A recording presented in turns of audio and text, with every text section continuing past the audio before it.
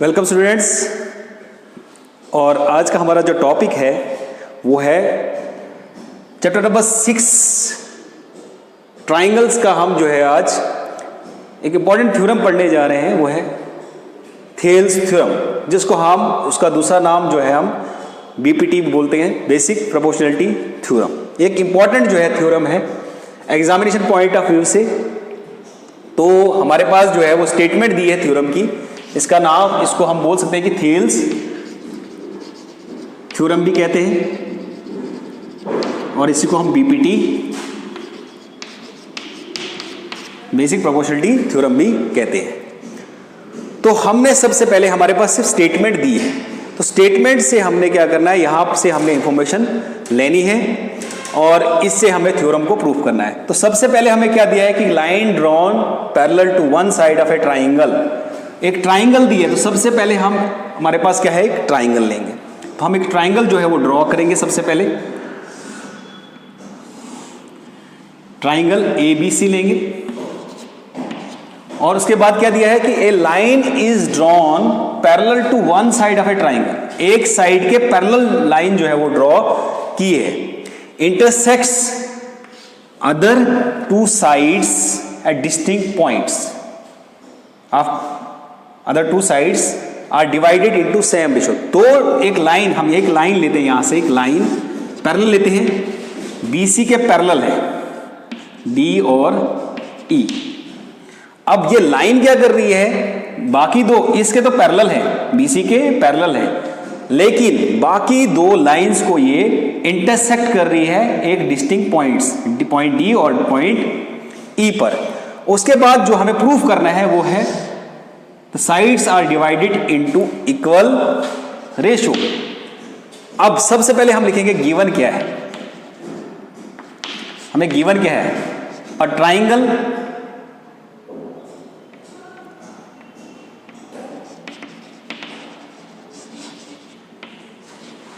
ABC in which DE is parallel to BC and intersects AB and AC at point, कौन कौन से point है, D and E respectively, उसको वहां पर वो इंटरसेक्ट कर रही है। उसके बाद हमें प्रूफ क्या करना है, तो प्रूफ जो है वो यहां पर दिया है कि then the other two sides are divided in the same ratio। तो प्रूफ हमें करना है, प्रूफ हमें इसमें क्या करना है, जो बाकी दो साइड्स है उनका रेशियो जो है वो इक्वली जो है वो डिस्ट्रीब्यूट है या वो डिवाइड जो किए हैं सेम रेशियो में। तो सबसे पहले इसमें क्या है, same ratio means AD upon DB equals to AE upon EC। ये हमें प्रूफ करना है इसमें। अब उसके बाद हम क्या लेते हैं, अगला स्टेप्स, अगर हमको यहां पर अगर कुछ जरूरत है तो कंस्ट्रक्शन की जरूरत है। तो सबसे पहले हम कंस्ट्रक्शन क्या लेंगे, हम जो है यहां पर जो है कंसेप्ट लगाएंगे, कौन सा, एरिया का कंसेप्ट लगाएंगे। तो एरिया के कंसेप्ट में हमें हमारे पास क्या है कि हम इसको ज्वाइन करेंगे सबसे पहले, उसके बाद इसको ज्वाइन करेंगे, ये हमने ज्वाइन किया, और उसके बाद हमें एक परपेंडिकुलर, क्योंकि हमें एरिया फाइंड करना है, तो परपेंडिकुलर ड्रॉ करेंगे इस ट्राइंगल का भी और इन ट्राइंगल का परपेंडिकुलर ड्रॉ करेंगे। तो यहां पर हम लेते हैं DM और ये N। तो सबसे पहले हमने कंस्ट्रक्शन में क्या किया है, ज्वाइन किया हमने, join B to E comma C to D and draw DM perpendicular किस पे है, AC पे, DM परपेंडिकुलर किस पे है, AC पे, और एंड NE परपेंडिकुलर AB पे, AB पे NE परपेंडिकुलर है। अब हमने यहां पर प्रूफ क्या करना है, हमें प्रूफ जो है, हमें प्रूफ करना है कि ये रेशियोज जो है वो इक्वली जो है वो डिवाइड कर रही है। ये पैरेलल लाइन जो है DE जो है वो ट्राइंगल को इक्वल रेशियोज, बाकी दो साइड्स का रेशियो जो है वो इक्वल है। तो यहां पर हम जो है इसको प्रूफ करने के लिए हम एरिया का कंसेप्ट लगाएंगे। तो हमारे पास क्या है, इसको मैं स्टेटमेंट को अब रब कर देता हूं पूरा।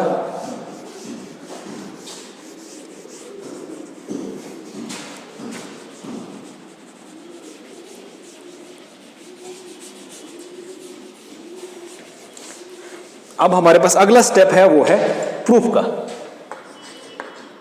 प्रूफ बहुत इजी है। सबसे पहले हम केस फर्स्ट लेंगे, क्योंकि हमको एडी चाहिए, तो एडी हम लेंगे इन ट्राइंगल एडीई।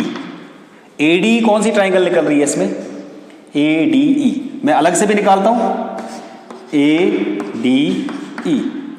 तो यहां पर जो परपेंडिकुलर है वो एन है।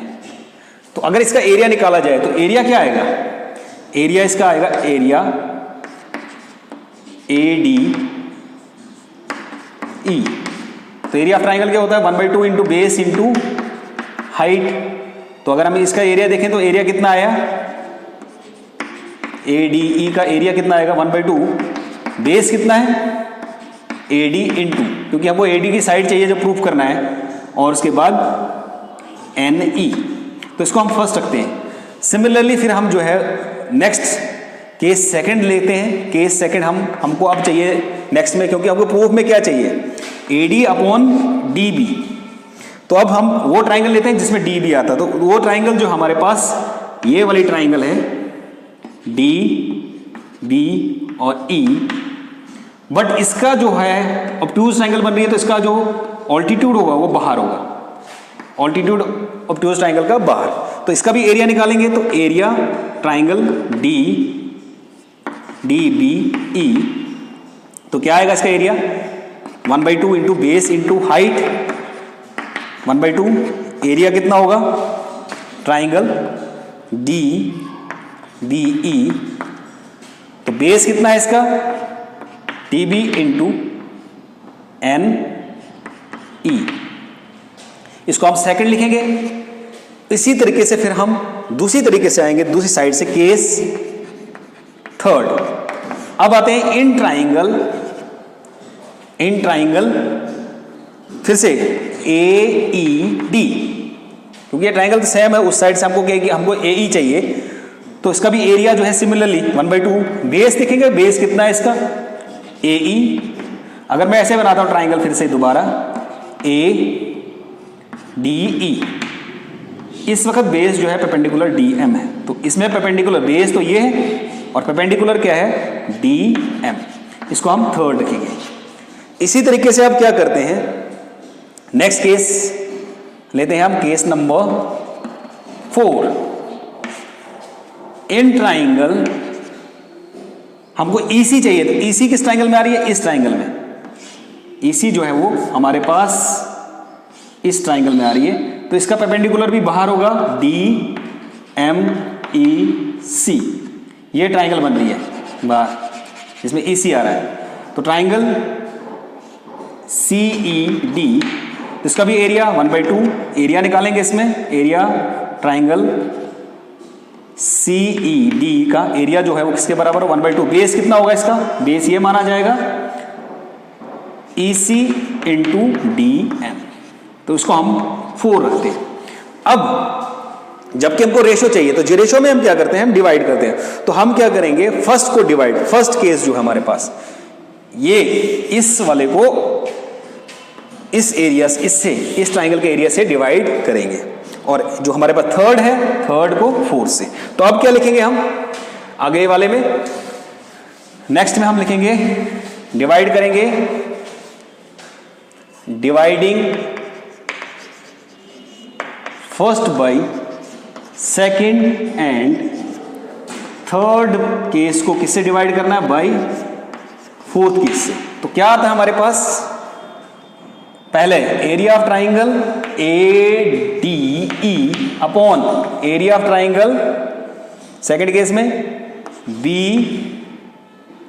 D B E equals to 1/2 base है A D into N E upon 1/2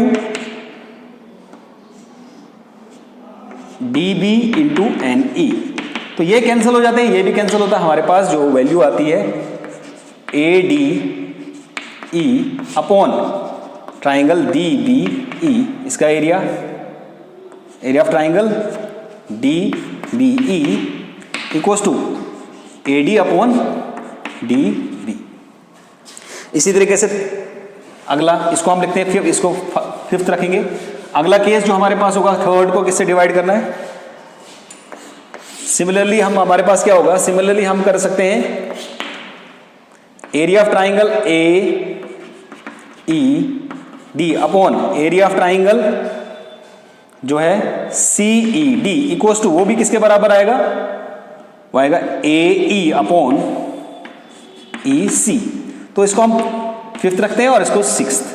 अब हमने क्या करना है, हमने एक चीज देखा, देखो यहां पर ए डी, ये वाला एरिया और ये वाला एरिया सेम ट्राइंगल का है, तो यहां पर area of triangle A D E equals to area of triangle A E D. ये तो एरिया ऑफ सेम ट्राइंगल है, एरिया ऑफ सेम ट्राइंगल। इसका मतलब ये और ये ऊपर जो है वो न्यूमिनेटर में इक्वल हो गए, न्यूमिनेटर इनका इक्वल है लेफ्ट हैंड साइड में। उसके बाद एक और कंसेप्ट आता है 9th क्लास का, ट्राइंगल डी बी ई और triangle C E D lie on the same base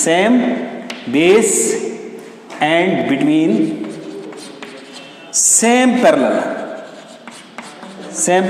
और क्या है बेस, सेम बेस क्या है? डी पे लाई कर रहे हैं, सेम पैरेलल है बीसी। ये है एक ट्राइंगल और दूसरी ट्राइंगल ऐसे, तो सेम बेस और सेम पैरेलल के बीच में जब अगर ट्राइंगल लाई करती है, उनका एरिया जो है वो इक्वल होता है।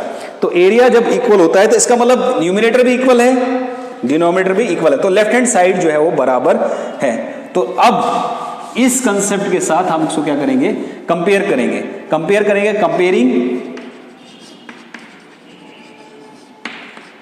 Fifth and sixth case, first fifth, और क्योंकि हमने ये प्रूव कर रहा है ये वाला जो वैल्यू है वो इसके बराबर है, एरिया ऑफ सेम ट्राइंगल, और ये वाला एरिया भी जो है वो इक्वल है, तो इनका रेशो तो इक्वल है, लेफ्ट हैंड साइड का रेशो इक्वल है, तो इस तरीके से हमारे पास राइट हैंड साइड का रेशो भी इक्वल होना चाहिए। तो A D upon D B equals to A E upon E C. तो यही हमें प्रूव करना था। तो हम कह सकते हैं कि जो भी ट्राइंगल होती है, जब हम उस पे एक लाइन ड्रॉ करेंगे parallel to the any side, और जो बाकी दो साइड्स को डिवाइड करेगी दो डिस्टिंक्ट पॉइंट्स पे, तो वो बाकी दो साइड्स को इक्वल रेशियो में इंटरसेक्ट करती है। तो ये थी हमारे पास थेल्स थ्योरम, और ये हमने इसका प्रूफ किया। तो नेक्स्ट वीडियो में हम इसका कन्वर्स करेंगे और कैसे जो है वो कन्वर्स होगा। तब तक के लिए थैंक यू।